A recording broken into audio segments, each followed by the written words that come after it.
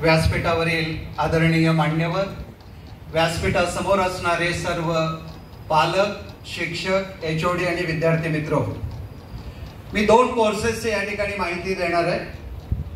पहिला कोर्स आहे BCom banking आणि फायनान्स. करिअरच्या प्रचंड वाटा बँकिंग आणि फायनान्स याच्यामध्ये आहेत. BCom बँकिंग आणि फायनान्स. सर, प्रेझेंटेशन मोड.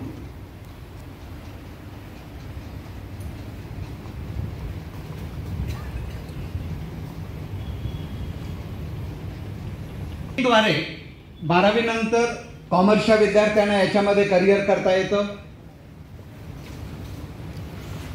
3 वर्षाचा हा कोर्स आहे. NEP 2020 अंतर्गत 4th इयर आपण ऑनर्सला जाणार आहोत.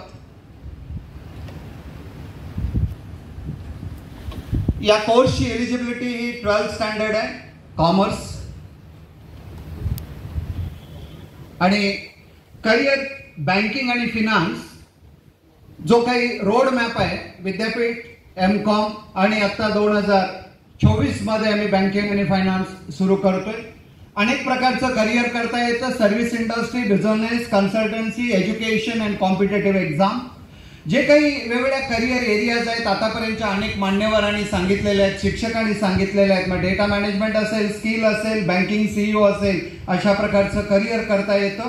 पुढे जायचं असेल तर नॅशनलाइज बँकांच्या मध्ये करिअर होतं, प्रायव्हेट बँकांच्या मध्ये करिअर करता येतं, इन ए कोऑपरेटिव्ह बँक विद्यार्थ्याला करिअर करता येतं. इंटरनल ऑडिटर म्हणून BCom बँकिंग आणि फिनान्स झाल्यानंतर करिअर करता येतं. मॅनेजमेंट ऑडिटर म्हणून आपल्याला करिअर करता येतं.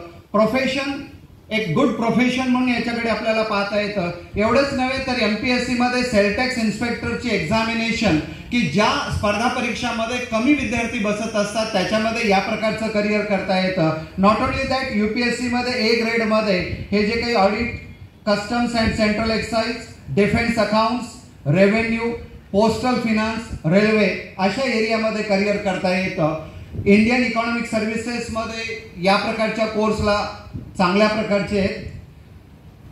टोटल मार्क्स, क्रेडिट, एक्झामिनेशन आणि फीज हे विद्यापीठाच्या नियमाप्रमाणे असतील. या बँकिंग आणि फायनान्स याच्यासाठी 3ही फॅकल्टीचे विद्यार्थी ऍडमिशन घेऊ शकतात. MBA इंटिग्रेटेड, कॉन्टॅक्ट डिटेल्स दिलेले आहेत. सर, दुसरा कोर्स